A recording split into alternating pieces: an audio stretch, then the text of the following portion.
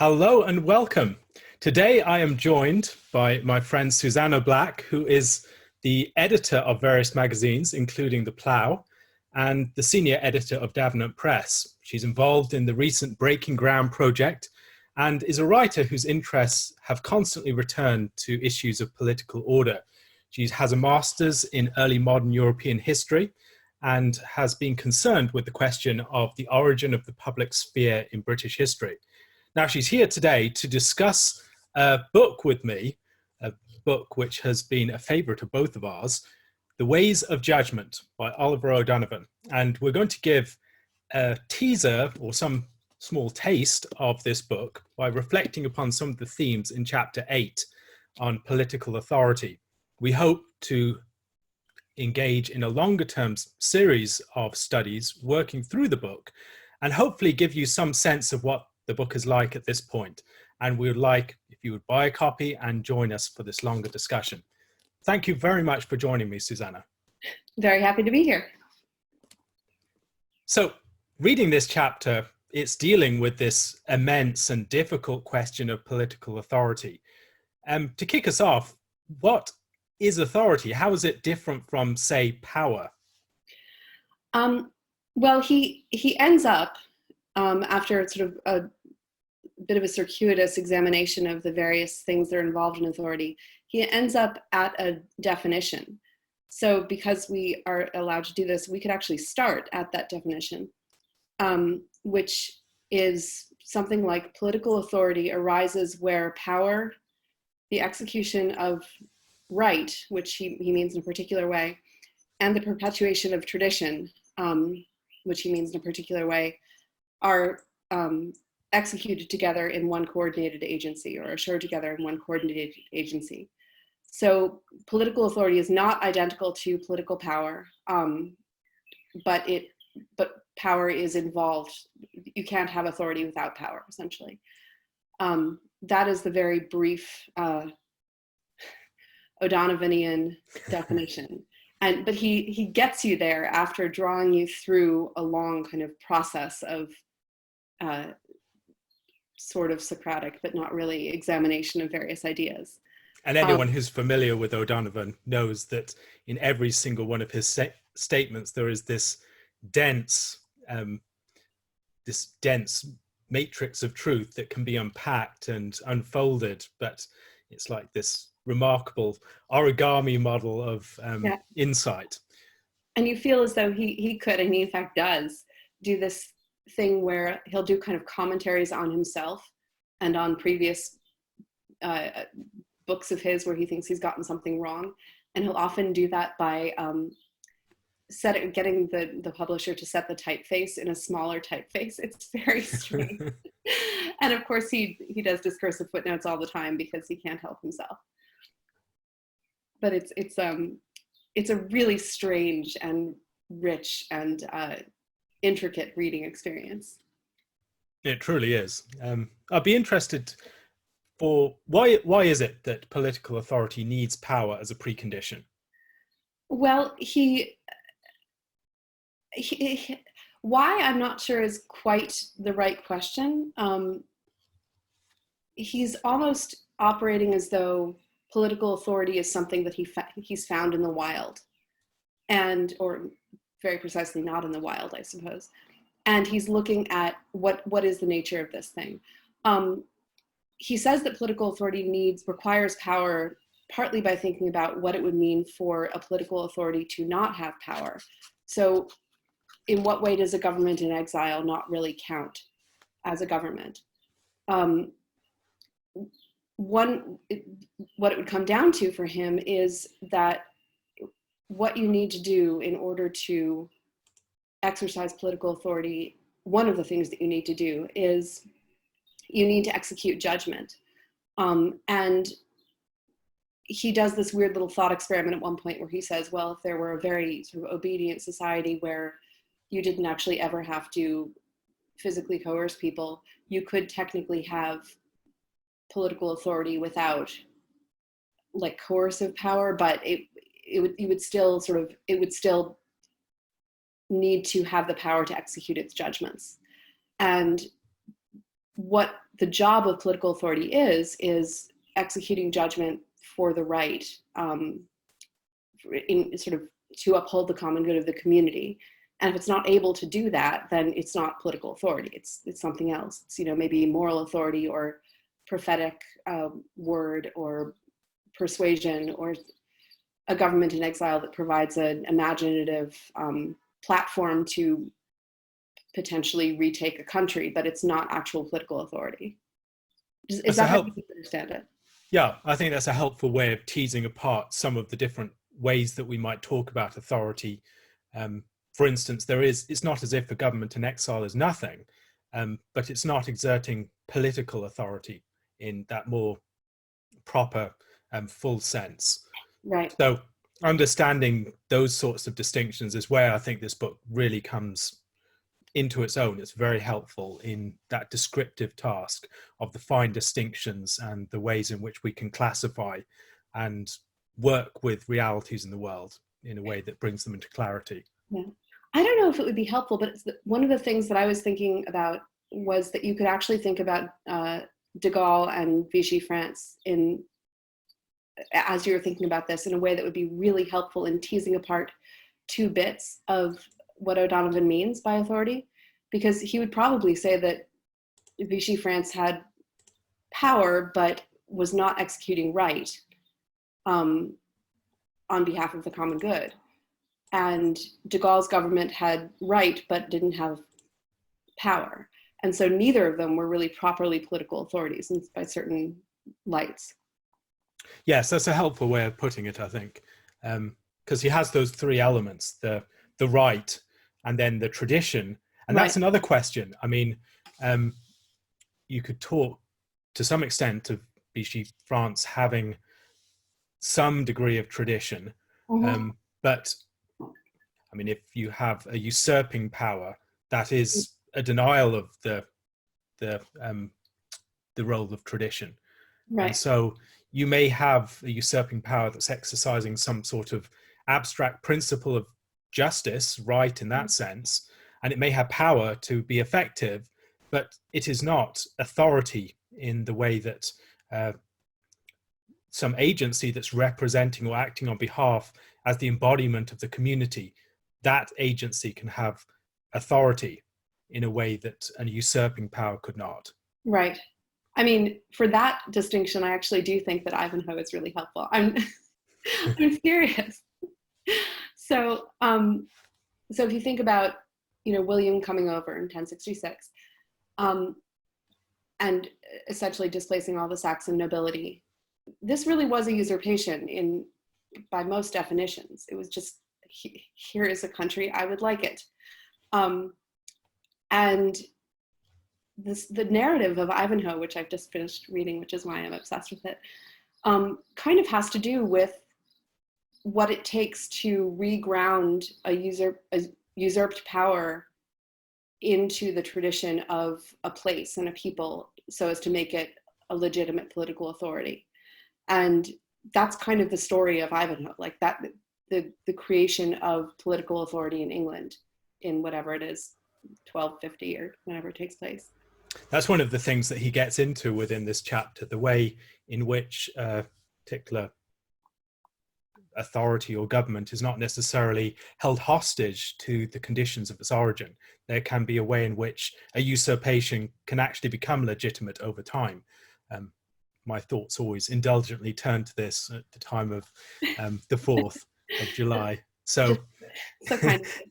It seems an apt thing to discuss at this time of the year. Absolutely. I mean, so there are a bunch of different ways that it could happen. And one of those ways, I do think, because the jus gentium is a useful sort of a thing that exists in the world, is treaties. So I do think. So what is the jus gentium?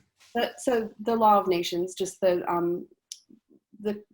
essentially the natural law-based customs that are the ways that sovereign nations deal with each other. So it's kind of like, it's a way of, which has been discussed at enormous length by various people. But just the fact, one of those ways that nations deal with each other is by treaty. And so once you have the Treaty of Paris, I know this is a very dicey proposition, but it may in fact be the case that American independence is at this point legitimate.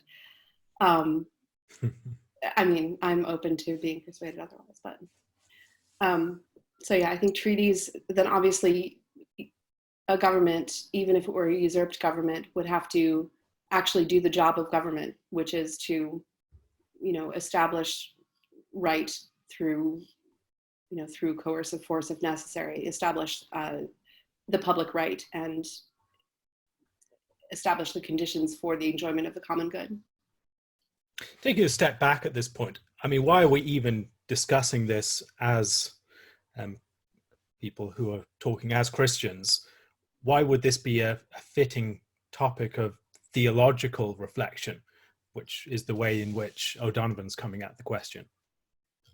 I mean, for me, the thing that, the reason that you do, or the reason that you often start doing political theology, one of the reasons is that you run into Romans 13, and it is so completely counterintuitive to the way that at least I, as, the daughter of a rebel colony, was taught to think about political authority. And that is in fact where he begins his chapter. He begins by saying, by quoting Paul, be subject to the governing authorities. And he says, well, there are plenty of people who try to get from this something that sounds a bit more like, we all have the right to self-government, and then we give up our individual self-government to a central, for the sake of into a kind of a social contract, or something like that, maybe. And he's like, but that's not really what it sounds like, is it? And you really kind of can't, once you look at Romans 13 and take it seriously as Paul actually telling you something about reality, you can't really, you have to start having questions, you have to start asking questions that are very uncomfortable for people who are brought up to believe that there is, like, the way that legitimate political authority works is that you have authority over yourself, and through voting or through some kind of social contract, you voluntarily surrender that. But it's not the case that there is a legitimate political authority over you that you did not choose or could be. So I guess Romans 13 is why this matters. But obviously Romans 13 is only kind of the most obviously jarring and freakish and like confusing and interesting and just bizarre look into a different world. And I think that once you once you start thinking this way, the whole rest of the Bible, you start seeing it all over. That our way of thinking about political authority is not what's presented in the Bible. And it's certainly not what's presented in Christian tradition, for the first 1600 years or so. For me, one of the things that makes his work most insightful is that he treats, as you mentioned earlier, many of these things as empirical realities in the world, things that he stumbled across, things that we all experience in some way or other. And as he explains these things, he's mostly describing things that we experience as realities in the world. We're not necessarily arriving at these things through some theory. We try and understand them through our theories, but they are out there in the world as realities. And he presents his approach as partly faith-seeking understanding, but also faith-giving understanding to us as forgotten what it means to live with what these structures mean and what could make them make sense to us. And so he's giving a reason and a way of thinking about these things in which they come to clarity. And these are realities in everyone's world. These aren't just, he's not creating some blueprint for an ideal society. That's not the primary purpose. It's rather describing realities of political society and then showing how a Christian understanding, as we bring theological light to bear upon these questions, can actually illuminate things that secular thought cannot. Yeah, I think that's really important. So the way that he's looking at it is very much not the way that, so the way that one might normally think of it is political authority is what we say it is. And let's decide how we want to live together. And, let's decide whether we want to live together. Like if we decide to come into political community with each other, we can set up rules, and those rules are going to be the way that things work. And there certainly doesn't need to be tradition if we don't want there to be. There, we could have a completely unjust political system if we wanted to. Like, obviously, then there would be questions about, well, what is justice? But like, he seems to be saying there's something phenomenologically real in the world that is political authority, and that it's connected, and that we notice it. We feel it operating on us. We are all ourselves under political authority. And then we can start to think about it and think about what it is. But, in reality and in his vision, it is the way it is because of the nature of the world that God has made, and because of the nature of God, and because of the nature of human beings. And to a certain degree, it couldn't be otherwise. Like, there's lots of ways that we can tinker with things, and there's lots of different kinds of polities that are legitimate. But in terms of the basic ingredients, it's sort of like baking yeast bread. Like, you need flour, you need water, you need yeast. And if you don't have one of those things, what you have baked is not bread. And it's a really different, this is not something that is up to us to decide. This is something that we have to notice and understand, so that if we do make decisions, we can make them wisely.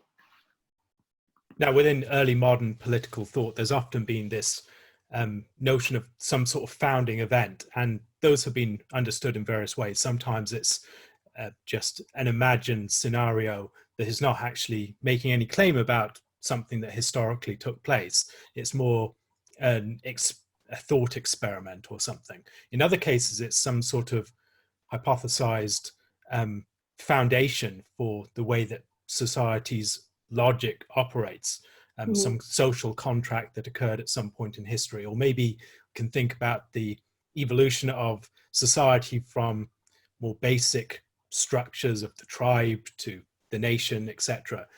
There are many different stories or theories that are told, and the founding event can function in different ways within those. How would O'Donovan's account of a founding event, or that whole approach or thought experiment, how would his approach differ from some of the prominent accounts that you might find in Hobbes or Rousseau or something like Locke, that? or anything, yeah. He would, first of all, he's not that crazy about founding events, and he doesn't think they're that important to a certain degree. We sort of have a love of them, and I think he may underplay this. I think there might be, like, if I were to challenge him, it might be on the basis of founding events seem more important to us than I think he gives them credit for. But the way that what he would say is that you only really have founding events the way that we would think of them. A new constitution given, or a new ruler taking, a new dynasty, really not a new ruler, but a new dynasty taking authority. When there has been some sort of interruption, like it's a healing of a pathological state. And the pathological state is something like disorder, or something like chaos. And so the founding event comes to heal that, and it doesn't, but its nature is not even really that important. Like, whatever happens to get political order going again, ideally in as much continuity as possible with what came before, whatever that interruption was, is pretty good. And it obviously needs to be giving justice genuinely. It can't just be imposing order. That's really important. But as a founding event, like, the moment where you sort of heroically come together and sign the declaration, or you decide to, even, you know, sort of founding events like the founding of Rome, with the rape of the Sabians or whatever, like they don't have the resonance for him that they do for other people. And I think it's really interesting because it's not just early moderns who have this love and semi-obsession with founding events, which is why I think he underplays them a little bit. He does talk a lot about the providential role in raising up authorities. And the way he speaks about founding events is more like the sort of midwifery of these providential events, of someone being raised up or some new situation arising. And this effort in that midwifery of the providential occurrence of transferring an event of authority into something that's more institutionalized, that allows those events, those moments of authority to occur with greater regularity and to be more easily recognized. Yeah, I think that's right. Which actually at one point I was sort of asking myself, and I'd love to know what you think of this, doesn't that just sort of mean the bit in Monty Python and the Holy Grail that's, does this in fact mean that every political sort of founding event is the equivalent of young women chucking swords at you from thongs? So is it always a kind of miraculous thing? We were talking about this before, like, or is there a sort of a natural version of it? And he comes around and says this is, hang on, let me just see where in my notes I had something about this, because originally, there we go.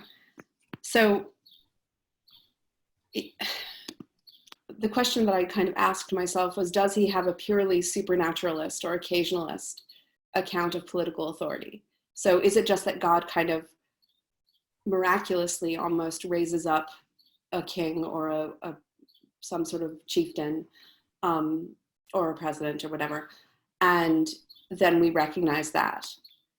And he says something, his phrase is something like, it's a description of general provision of something like hierarchy as a gift of structure under which we may flourish. So he doesn't want to say that it's a miraculous supernatural thing every time. He does think it's a sort of natural process, but it is. The providence isn't a straightforward legitimation of everyone who rises up. No, absolutely not. I mean, he also discusses the legitimacy of tyrannicide in various places. So this is very, very much not a kind of absolutism that wouldn't allow you to notice the characteristics of the rule itself or the ruler himself. Or just to say, well, if this person is in power, that means that God put them in power and therefore I can't do anything about it. It's a lot more complicated than that. And there are plenty of things that you can do both under the threshold of revolution and over the threshold of revolution, lest anyone be worried. So he talks about a number of different ways in which the concept of authority can be unpacked or understood with more clarity. And I found that one of the most helpful parts of the chapter, partly because it just has so much and so wide application. The idea, for instance, of authority and freedom, that perhaps is the most illuminating part of the chapter for me. The fact that we cannot truly be free where authority is absent. Where authority is lost, freedom is lost. Now that's a fairly daring statement. It's the sort of statement that we instinctively rebel against. What do you think he's saying there, and what case could be put for it? Yeah, so that comes kind of at the end of, I think we'd have to talk about political subjection as well in order to talk about that, but maybe later. So the phrase the quote is, "To be under authority is to be more free than to be independent." And it really is astonishing. And there are all kinds of things that he kind of doesn't say that I feel as though he could, having to do with more classical ideas of virtue ethics. You know, if I have not subjected myself to the discipline of playing the piano, I am not free to play the piano. If I haven't practiced being patient, I'm not free to be patient. I'm sort of enslaved to impatience. But he's talking about, so those are kind of more classical ideas of self-government and autonomy in a good way. But he's talking about specifically being under the authority of another. And one of the ways that we can begin to unpack this is that he reminds us that when we are under authority, that means that we are authorized to do something. So the bit in the Bible that this always brings up for me, that I've written about at various points, is the centurion who comes to Jesus and asks Jesus to heal his servant who's sick, and Jesus does, and or Jesus offers to come to his house to do that, and he says, basically, you don't need to come to my house. I'm a man under authority, and when I say to my servant, do something, he does it. And basically, the centurion is saying, I recognize that same authority in you. And sorry, I got that mixed up a bit. So the centurion says, I'm a man under authority, and I have people in authority over whom I'm in authority, under me. And therefore, because I am under authority and have been given authority, essentially, I'm able to say to the people who are under me, do this, and they do it. And he essentially says to Jesus, I recognize that same thing going on in you. You've been authorized to do something. And therefore I see the authority in you to essentially be able to command the sickness to leave my servant. So that idea of authorization, which gives us power to act, and gives us power to act justly. So we're not kind of, just acting on our own behalf or willy-nilly, is, I think, close to the heart of what he means by authority leading us to freedom. I think there's a lot of other things that could be said and probably should be said, but that's one way in. Is that your understanding of where he's going? I think so. I think we could also relate it to, for instance, Christ as the servant of God. Mm-hmm. He is one who is sent on a mission. And that mission is one that authorizes him to act as God's representative, as the one who is given power and a calling within the world that sets him apart from others. If someone doesn't have a mission like that, if they're not a servant, they don't have the same authority to wield. It really needs to be something that's given to you in this act of authorization. And he talks about there that authority gives us reasons for action, but reasons as grounds for action, not merely just as goals. Yeah. And where we have an authority towards us, we have more reasonable grounds for action that we would do without. You can think maybe of the classic example of parents and children, that without parents providing reasonable grounds for their children's action and their children submitting to their parents' instructions, the children would not be able to enter into freedom in the way that they can when they submit to their parents. Yeah, I think that is, so I think what he wants to say here is he wants to sort of tease it out from being a thing where it's simply a matter of somebody has a role of authority over you, and therefore it is right that you submit to their authority and do what they say. But he also doesn't want to, it's a really interesting passage, he also doesn't want to reduce it to a kind of utilitarianism where the kinds of reasons that you're given are, well, here are ways in which this action would be beneficial for you, and therefore do them. Because that's not really rising to the level of authority. That's kind of something that, you know, I might say to a friend, sort of to persuade them, but that's not exactly what authority is. I mean, in that case, the truth might have authority, and you might be pointing to the truth and the authority that the truth naturally has, that our reason should recognize, but you Right. would not be exercising authority. Right. And I think he talks about that in, I feel like I remember him talking about that in Desire of the Nations as well, or the idea of truth itself having that authoritative power, but that's something quite different in a way. So yeah, an authority is, and I think the image of a parent is really helpful, because you sort of start to see the necessary kind of the necessary role of trust in this, and deserved trust. So an authority is someone I depend on to show me reasons for acting. And that means that it's someone I trust to know what my good is.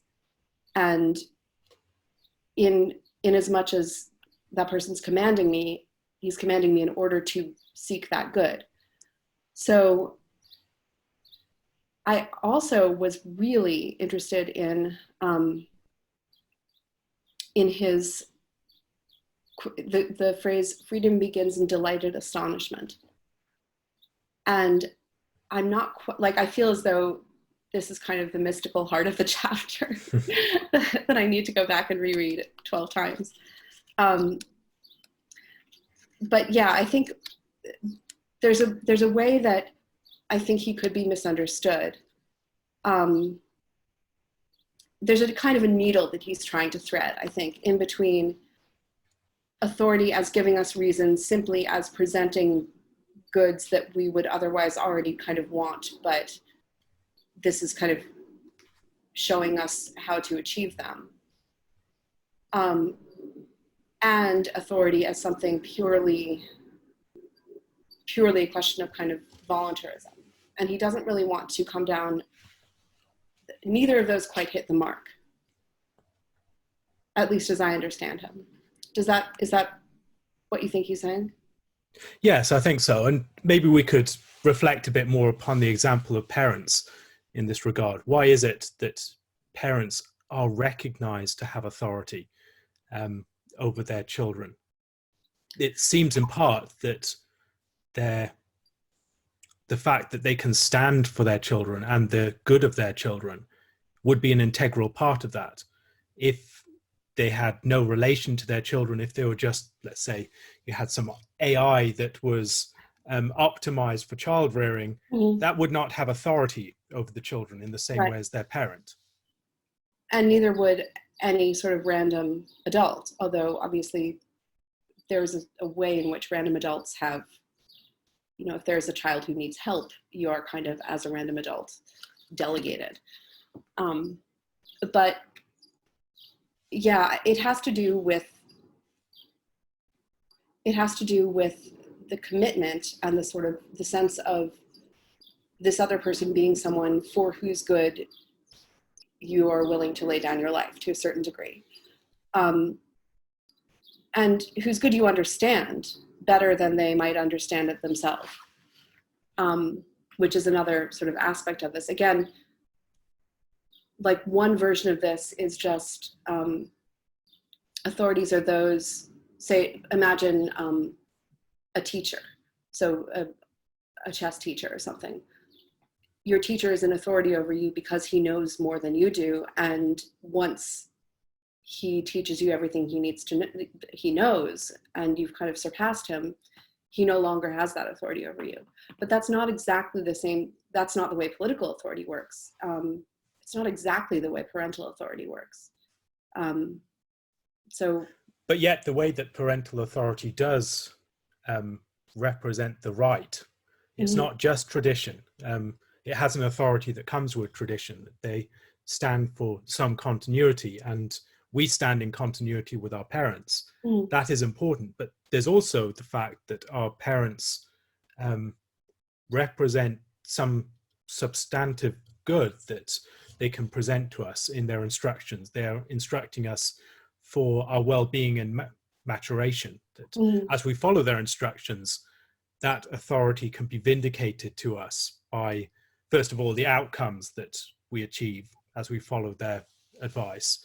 It can be vindicated in part in their own character as they manifest the virtues that they claim to be training us in. In the same way as a music teacher, for instance, can have an authority as a teacher because they exemplify the mastery of the instrument that they claim to be teaching you as their student.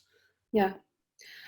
I think this is, so one of the things he claimed is that one way in which political authority resembles that of God is that it is peremptory. So it basically, it commands our obedience and draws our obedience without us necessarily seeing the good that it's pointing towards. And it's that moment when parents say to their kid, because I said so. Yeah, yeah. Which I think this is another place where I feel like I slightly disagreed with him. I think it's a bit wrong, but I think it's getting at something true. So it is a thing in itself, and it commends itself beyond the good it offers, or the attributes other than the authority itself that it has. So it's close to what you might think of as a deontological command or a Kantian command. So you just do it because it's the rule. Do it because I say so. But it's not quite that. It's not quite that. Because there's a nature, like if it is true political authority or true parental authority, there is something good in the authority itself, I think, as it presents itself to us and as we can even perceive it, even if we don't see the reason behind, even if in order to understand fully the reason for the command, we would actually have to do it and then say, oh, now I understand that I shouldn't have, it's really good that I didn't stick my hand into that burning stove, even though it seemed like a good idea at the time. So I think there's a attractiveness of authority itself that he almost seems to want to deny, because I think he wants to keep away from sort of making it into a utilitarian thing that is good for something else. I might be mistaken, but I think that's what he's trying to do. And I think that in order to do that, he kind of doesn't acknowledge we do sort of love coronations, or at least some of us do. And we do love the sorts of stories of even dispossessed kings who are coming back into their kingdoms, the Bonnie Prince Charlie and so on. There is something, I think, that appeals in the nature of authority itself that is beautiful, I would say. And he is concerned to maintain a condition where authority is operative within a society, as the collapse of authority can be disastrous. And so you're ideally looking for reform of unjust authority rather than revolution over it. Right. And he it's not that he doesn't think that there's ever a case for revolution, but he does sort of very strongly have this intense sense of the good of some kind of order, and also of the need as much as possible to pick up whatever sort of dropped threads or whatever dropped stitches might have been, if there was a sort of interruption of complete anarchy or an interruption of extreme injustice.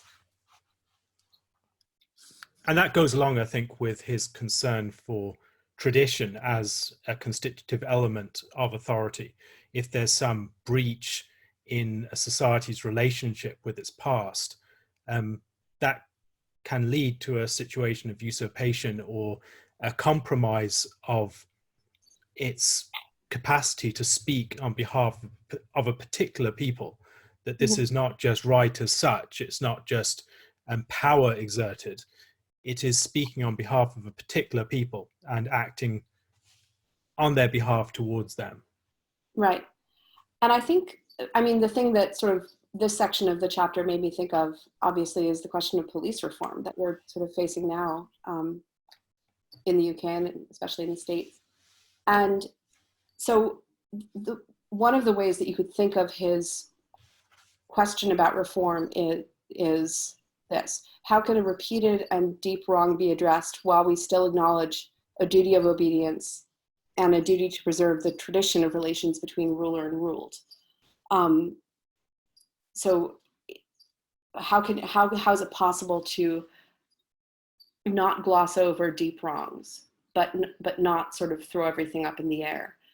And I think that one way to, at least in the especially in the question of policing, one way to think about this is to really sort of look at what it is about, say, bad policing or police brutality or something that's so bad.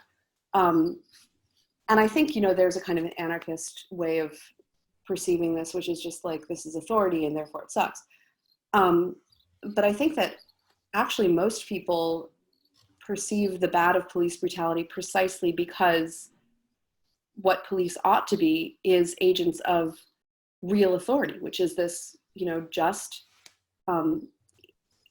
sort of just action on behalf of us, on behalf of a particular people, which includes me,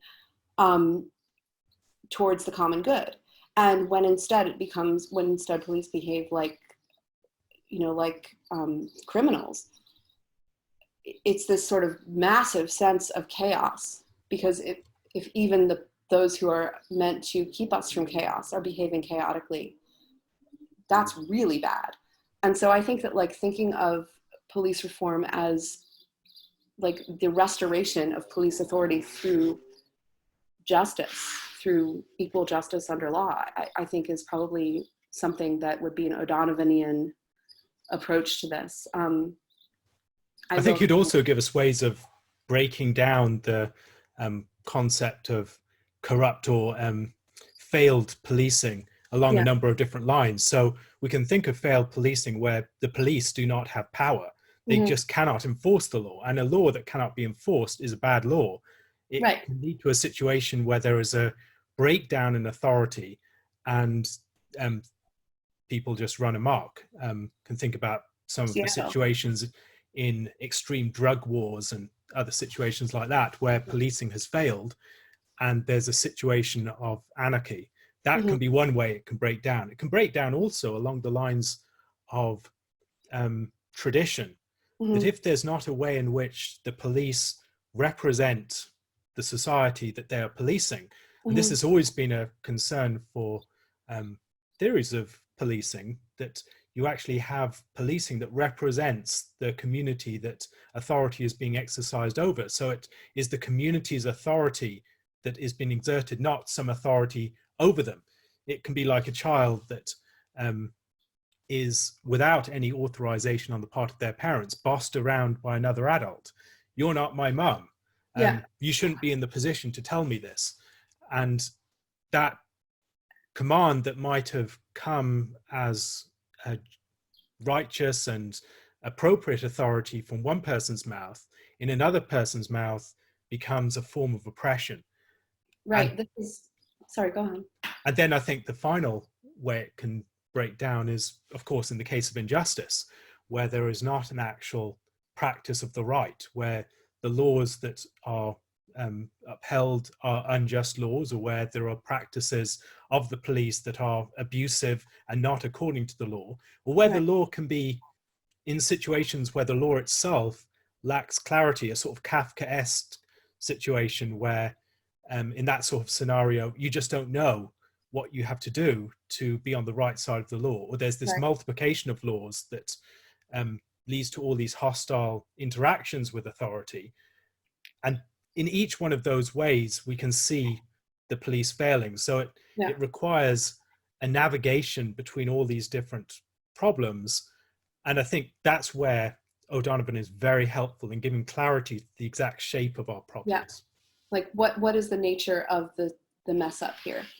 I do think, so I don't know if you ever do links in show notes, but you could do a link to Robert Peel's policing principles. I think it was 1829, 1821, somewhere around there. The original sort of list of 9 principles of policing that this British founder of the modern institution of the police came up with. And a huge number of them have to do, well, not huge because there's only 9 of them total, but a lot of them have to do with this question of representation, which we will get into at some point, not on this discussion, but representation, which in the context of this O'Donovan chapter has to do with tradition. So it has to do with what you were talking about, Alistair. Are you someone who I recognize has the authority to keep order, to command me?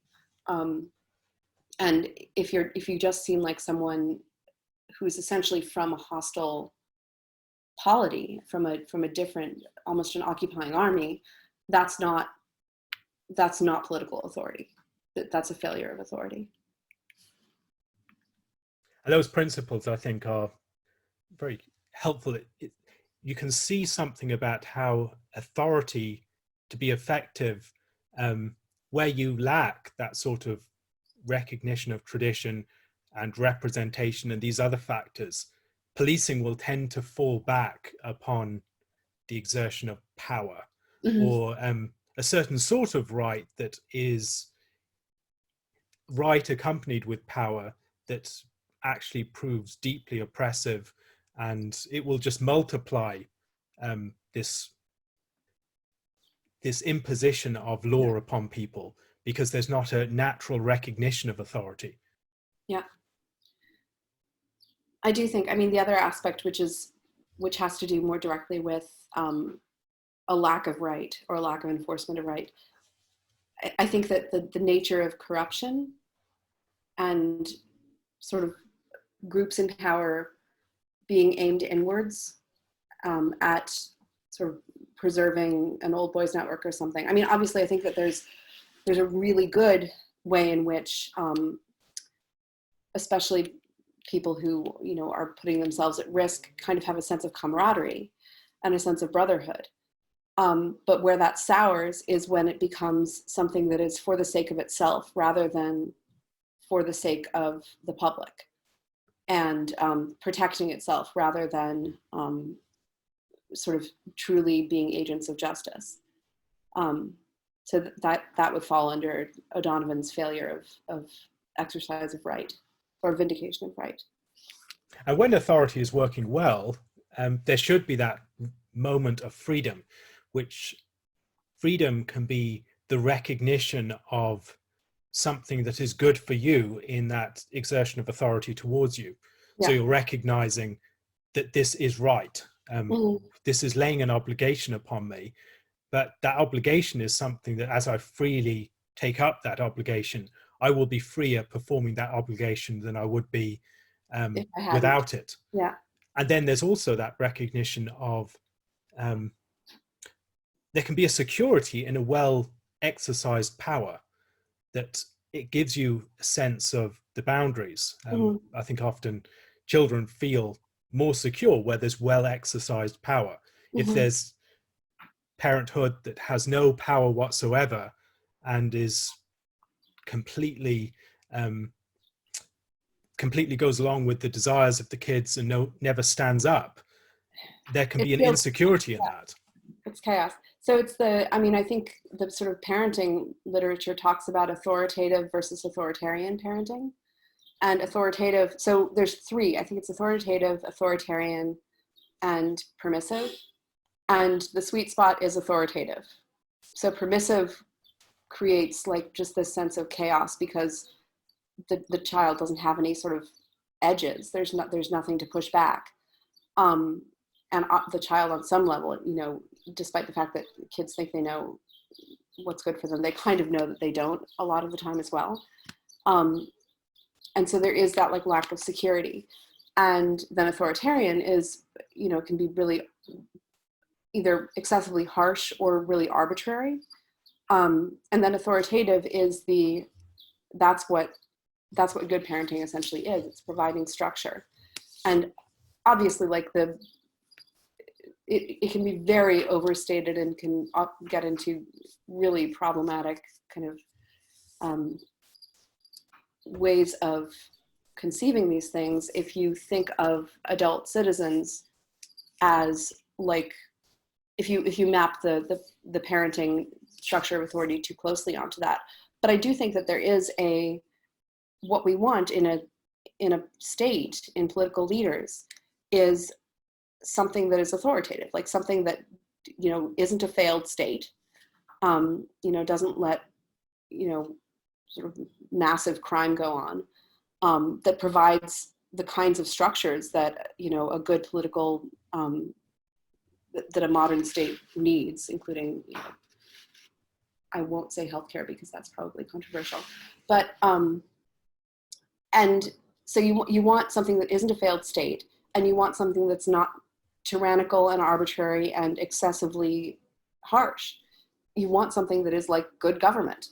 And, I feel as though to a certain degree, the experience of living in a place with that good government and living under circumstances of that good government, I think that if you, at least by your own experience, mostly have, I think we underestimate the awfulness of bad government in both directions. And there's a reason that O'Donovan really, really wants to be able to get back to good government where it's gone wrong as quickly as possible and with as little disruption as possible. Particularly since the disruption of structures of authority, authority is a very precious thing. And when authority is forfeited, it can lead to very chaotic and destructive situations. So you don't disrupt authority lightly. I think the other factor that is involved, along with the recognition of the right of authority, that it's just, etc., and that it's an authority that is enacted in a way that is, it also needs to be something that is exercised for you as a community or as a person. And it's recognizing, for instance, that this is the peace of the community. It's not just, one of Peel's principles is recognizing that good policing is not just seen in visible encounters between the public and the police, where the police are exercising their authority and their force in those situations. Rather, it's seen in the peace itself that is established. And when you have a positive authority, there's that moment of freedom in recognizing that this is for me. These people are acting on my behalf. I can see my freedom in what they are doing. And there is a recognition of the fact that I stand as a participant of the good that they are projecting in their action. And that authority can be liberated in a way that other authorities cannot. And that's also one of the reasons why we feel liberated by being part of, for instance, a larger project that is well run, or a part of some organization, or part of our countries, because there's something freeing about our agency being caught up in something that is good and that is good for us and is exercised on our behalf. And is bigger than us, and is also exercised not just on our behalf. So it's not, it's not a question of like buying long-term care insurance or something like that, or, like the insurance company that like theoretically has my back is not the same kind of thing. Like that's not what we're talking about. It's something more like, this is a project that we are all doing together that is well run by authorities who are legitimate, and that we're projecting our own our own sense of beauty really into the future. That is, that sort of stability combined with adventurousness, I think, is really what the experience of a common good is, of the political common good is, or at least it's one way to describe it. I mean, one of And the good examples of a positive form of authority is a conductor of an orchestra, where there are many different people exercising their agency as part of a common project that is brought into a collective liberty through the actions of someone who's exercising clear and effective authority. right. And so that's actually, that brings us to one of the things that he wants to say about representation, about recognition.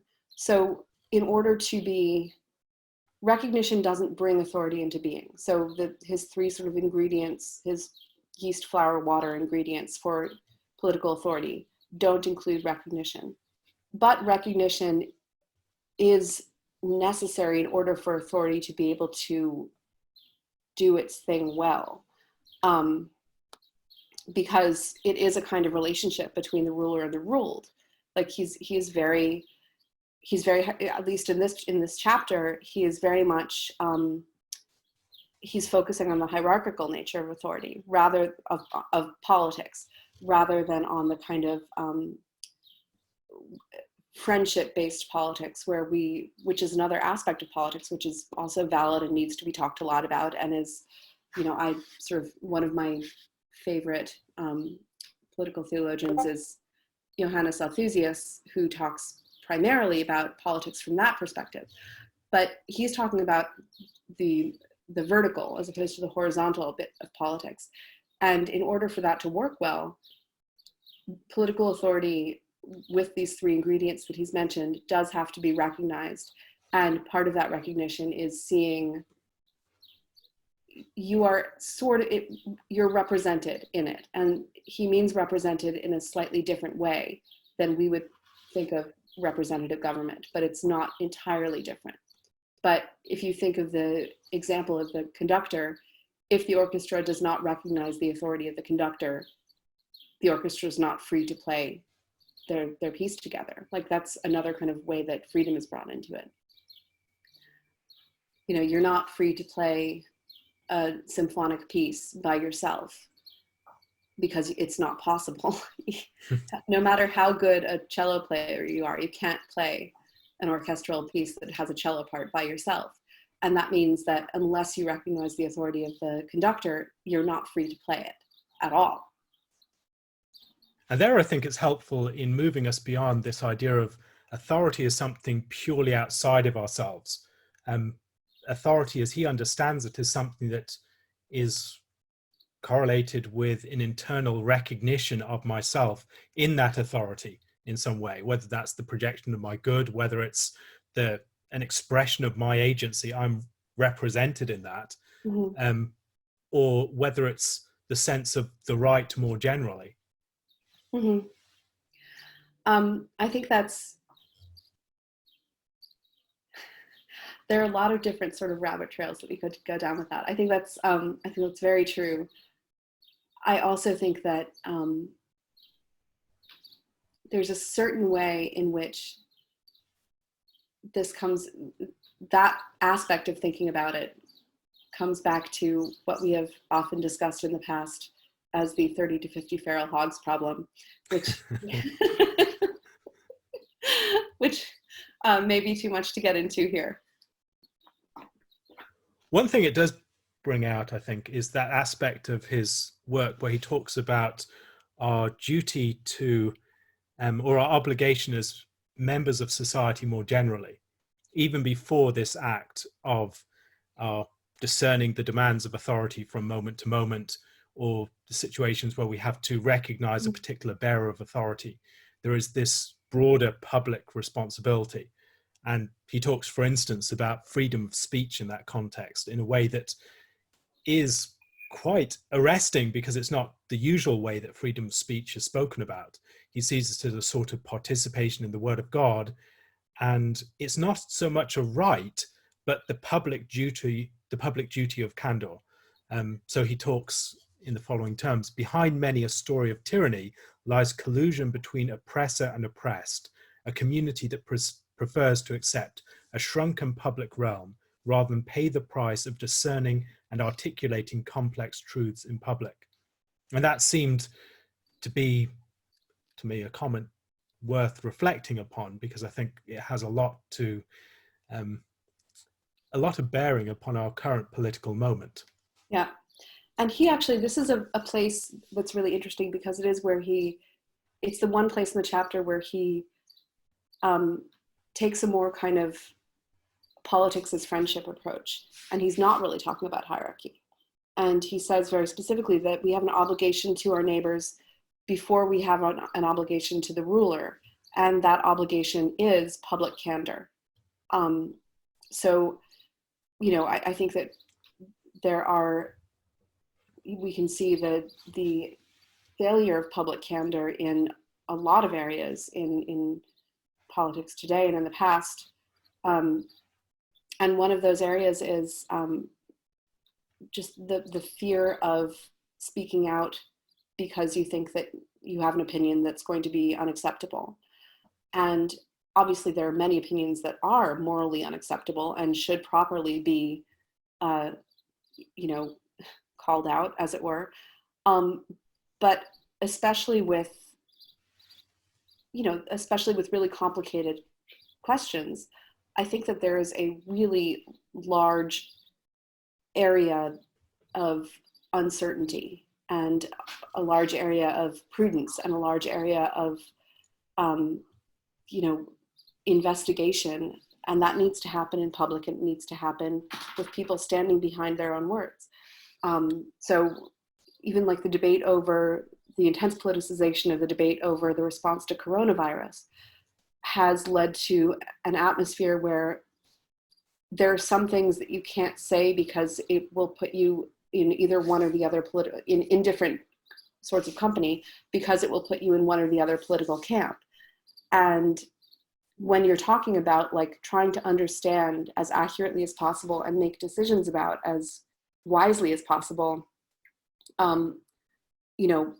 efforts against this pandemic, you see the incredibly important nature of public candor highlighted in a way that I've rarely seen as clearly as I have in this. Like, we need to be able to, be honest with each other, and we need experts to be able to be honest with us, and we need our politicians to be able to not filter information through political sort of grids if we're going to survive.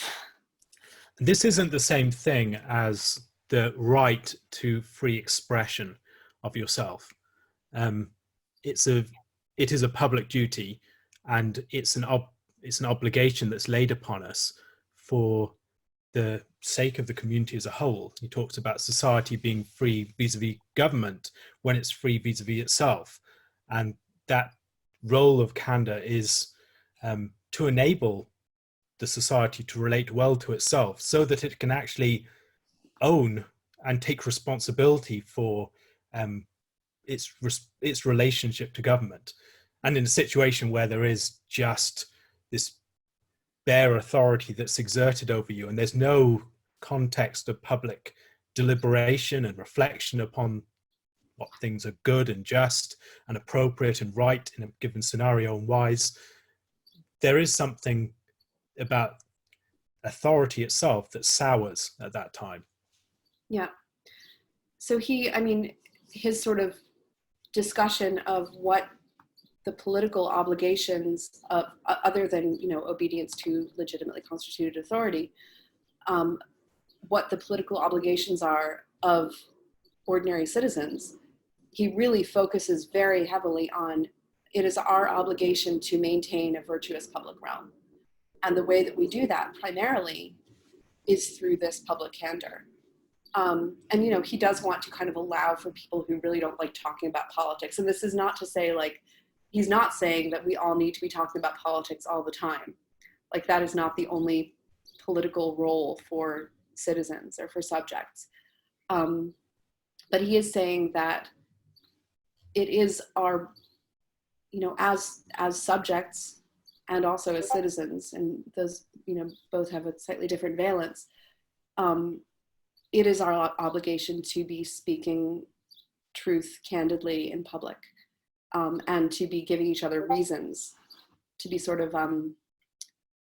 not to be just expressing beliefs without backing them up, not just to be getting mad online, and not just to be shutting up if what you have to say is unpopular, because those are ways that a people can collude with a potential tyrant. And I think this is also highlighting something about the way that we have a responsibility to relate to authority. Submission to authority is not just subjugation and just going along with whatever authority says. Authority requires discernment from us. We have to recognize who are just bearers of authority. We have to discern when authority is being exercised. Is a presidential tweet, for instance, an exertion of authority, or is it something different? We have to think about situations where there are many competing goods, and how do we relate to those sorts of situations? And that activity in the task of discerning and recognizing authority, it's not something that just happens as a matter of course. That recognition is something that we need to actively throw ourselves into, and as we do so, we become more free. Yeah. So this actually gets into where he strangely switches up the idea of civil disobedience, or at least that's kind of where I saw him going, or what I drew from that.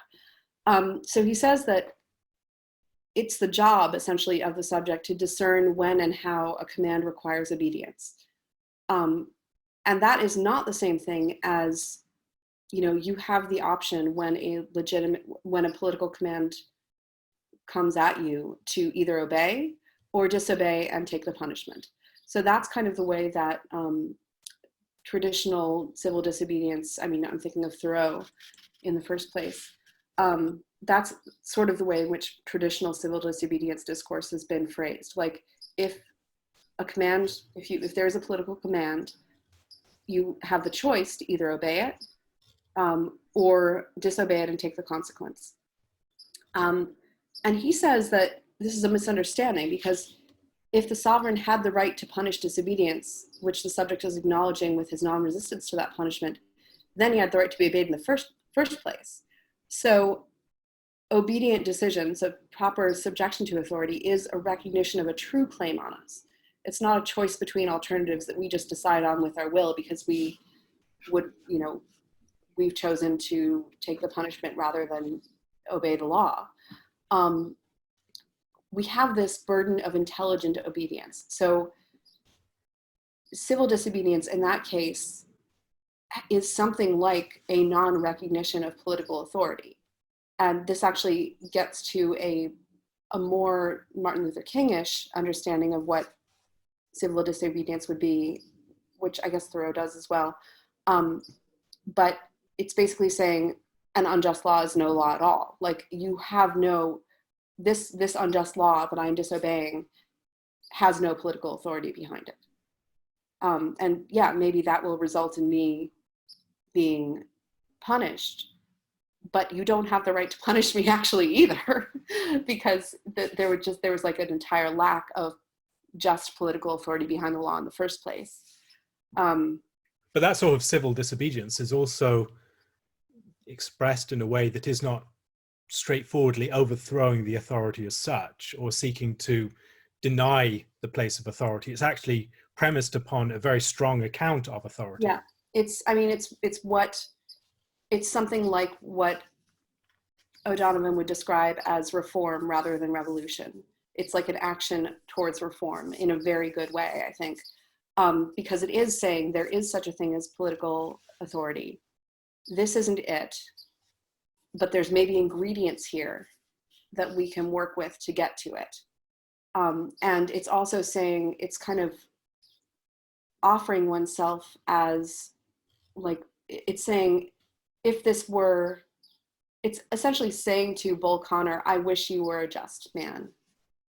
And if you were, I would be willing to obey you, but you're not. But I wish you were. And it's like, it's wishing the good of political authorities even, which is that they be just. And it's wishing is sort of like the wishy-washy way of saying it. It's, and it's desiring the good of having good authority over you and saying, once that good authority is in place, I'm going to seek to bring it into place. I'm going to seek to do that with as little, with as much kind of like continuity as possible, because that is part of just authority. And once that just authority is there, I'm going to happily obey it. It's not an anarchic impulse at all. It's actually, I think Martin Luther King is a really good example of this kind of love of the good of good authority expressed as civil disobedience. Now, taking us full circle, how does this get us back to Romans chapter 13? In conclusion. In conclusion, I mean, I think that actually there's a good bit that we haven't talked about having to do with the way that, well, I guess we did a bit. Paul talks about the governing authorities, which we must be subject to, as being put there by God. And what everything that O'Donovan's done through this is teasing out of what that means, and what that means as we relate to those authorities that we notice over us, and what it means if you are a political authority. What does it mean to sort of image God in that way?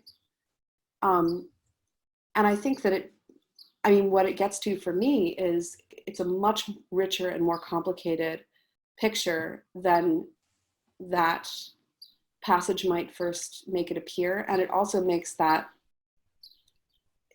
Romans 13 feel like something good and beautiful, as opposed to something scary and potentially, totalitarian or something. And I think that that's really important. This is a way to honor. O'Donovan is trying to honor the scripture, and I think that I don't think he's making this up. I think this is real. I think he is, in fact, kind of cracked the code. Not that he's doing this himself. Not that he's doing this himself, He does have his own octores. There is a sort of a natural law thing going on here that is, at the same time, I think, an account deeply infused with gospel principles, with the fundamental gospel claim that Jesus is Lord, and seeing human authority in the light of that fact. And going back to Romans 13, after reading O'Donovan, it is not just a less threatening text, but it's a far more promising and exciting text, I find. Yeah. Really quite extraordinarily so. Thank you very much for this conversation. We are going to be reading through this book over the next while, so there is a great, dense mass of incredible insight within this book. Highly encourage anyone who's listening to buy a copy of the book. It's called The Ways of Judgment by Oliver O'Donovan, and I'll leave the link to that in the show notes, along with the other things that we have mentioned. Thank you very much for joining me, Susannah.